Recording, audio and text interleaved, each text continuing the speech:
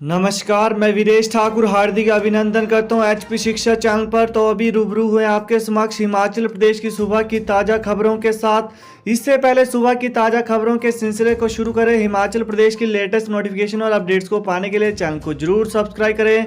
तो पेश है आज सुबह के मुख्य समाचार। फर्जी डिग्री मामला, विजिलेंस ने शिक्षा विभाग से मांगी कोर्ट में चालान पेश करने की मंजूरी। फर्जी डिग्री के सहारे हिमाचल प्रदेश शिक्षा विभाग में सेवाएं दे रहे एक स्कूल प्रिंसिपल समेत 17 शिक्षकों पर विजिलेंस ने शिकंजा कस दिया है। विजिलेंस ने आरोपी शिक्षकों के खिलाफ न्यायालय में चालान पेश करने की तैयारी कर ली है। वहीं शिक्षा विभाग से इन शिक्षकों के खिलाफ कोर्ट में चालान पेश करने के लिए मंजूरी मांगी गई है।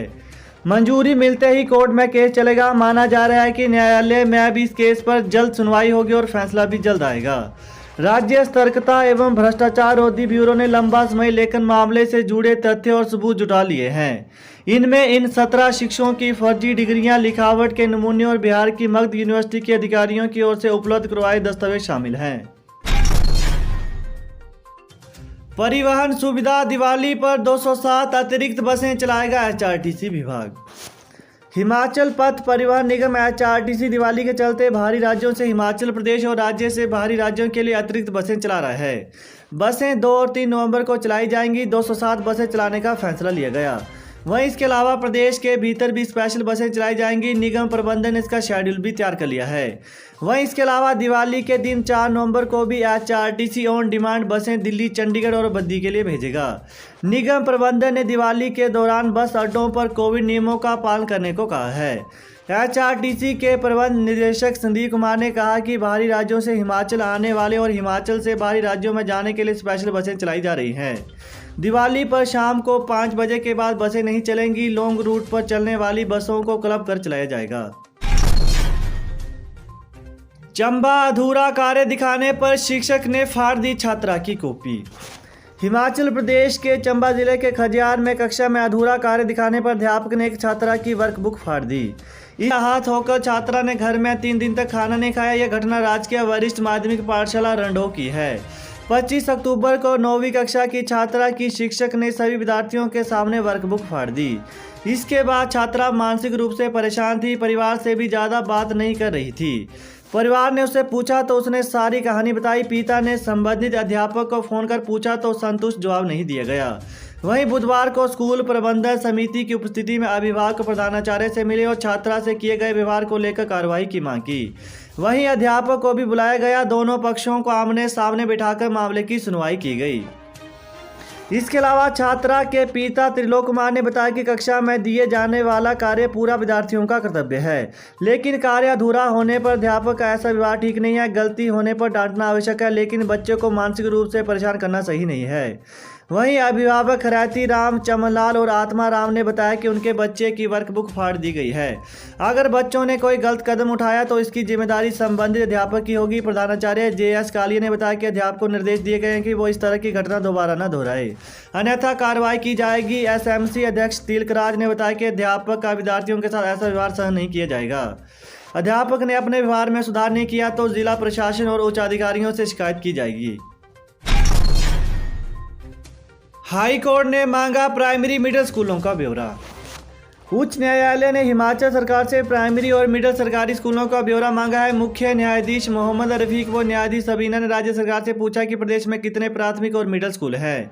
इसके अलावा हाईकोर्ट ने पूछा कि क्या उन्हें किस प्रकार की छोटी बड़ी मरम्मत की आवश्यकता है, क्या ऐसे स्कूलों में बिजली कनेक्शन है, वहीं क्या ऐसे स्कूलों में शौचालय और क्या स्कूल में एजुकेशन होने पर पुरुष और महिला छात्रों के लिए अलग अलग शौचालय है, स्कूलों के रखरखाव के लिए वार्षिक बजट का आवंटन क्या है।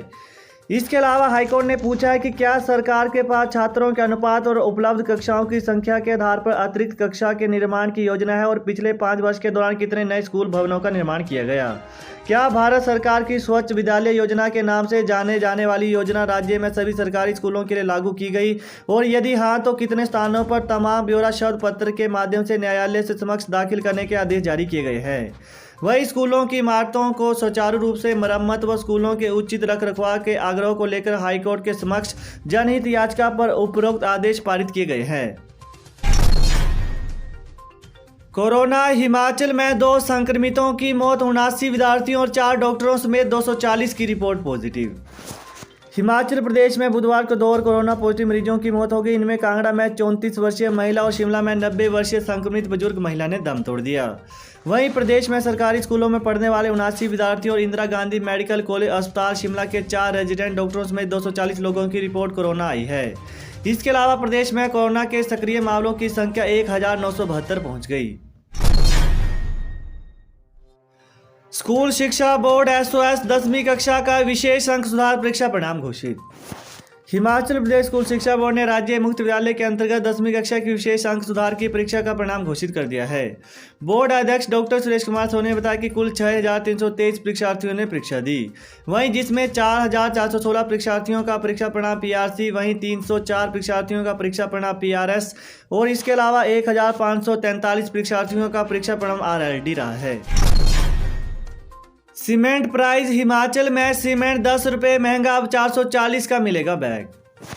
हिमाचल प्रदेश में सीमेंट के दाम 10 रुपये प्रति बैग बढ़ने से घर बनाना और महंगा हो गया है। सप्ताह में दूसरी बार सीमेंट के दाम बढ़ाए गए हैं। त्योहारी सीजन में सीमेंट कंपनियों ने उपभोक्ताओं को दूसरी बार बड़ा झटका दिया है। अभी हाल ही में सरिया के दामों में बढ़ोतरी हुई थी। प्रदेश में सीमेंट, सरिया, रेत, बजरी सहित ईंटें भी लोगों को महंगे दामों पर मिल रही हैं, जिससे लोगों को घर बनाने के लिए परेशानियों का सामना करना पड़ रहा है। वहीं आए दिन सीमेंट के दाम बढ़ने से ठेकेदारों को निर्माण कार्यों के लिए परेशानियों का सामना करना पड़ रहा है। इसके अलावा हिमाचल प्रदेश में एसीसी और अंबुजा कंपनी ने सीमेंट के दाम प्रति बैग 10 रुपये बढ़ाए हैं। गौर हो कि हिमाचल में तैयार होने वाला सीमेंट पड़ोसी राज्य में सस्ता मिल रहा है, लेकिन हिमाचल में सीमेंट के दाम बेतहाशा बढ़ने से ठेकेदार के अलावा आम लोग भी परेशान हैं। उपभोक्ताओं को राहत, डिपो में अगले महीने 22 रुपये तक सस्ती मिलेंगी दालें। हिमाचल प्रदेश के 19 लाख राशन कार्ड उपभोक्ताओं को डिपो में नवंबर में तय रेट से 22 रुपये सस्ती दालें मिलेंगी। उपभोक्ताओं को 4 में से 3 दालें दी जा रही हैं। इनमें दाल, चना, मूंग, मलका और माश की दाल शामिल है। दालें प्रति किलो 22 रुपये तक सस्ती होंगी। प्रदेश सरकार केंद्रीय सरकार एजेंसी नेफेड से दालों की खरीद करती है।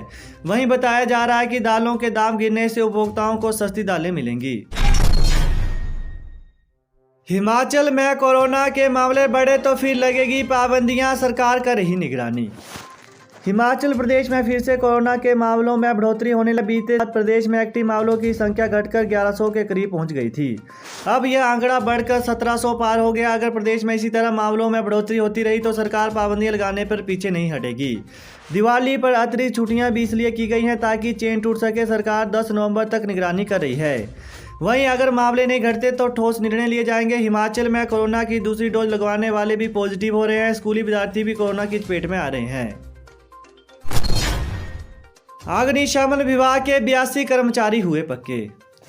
अग्निशमन विभाग के 82 कर्मचारियों को नियमित कर दिया गया है। अग्निशमन विभाग में नियमित किए गए कर्मचारियों में 37 फायरमैन और 45 ड्राइवर कम पंप ऑपरेटर शामिल हैं। अग्निशमन विभाग में कार्यरत कर्मचारी जिन्होंने 30 सितंबर तक 3 साल का सेवाकाल पूरा कर लिया है, उन्हें चुनाव आयोग से मंजूरी मिलने के बाद नियमित कर दिया गया है।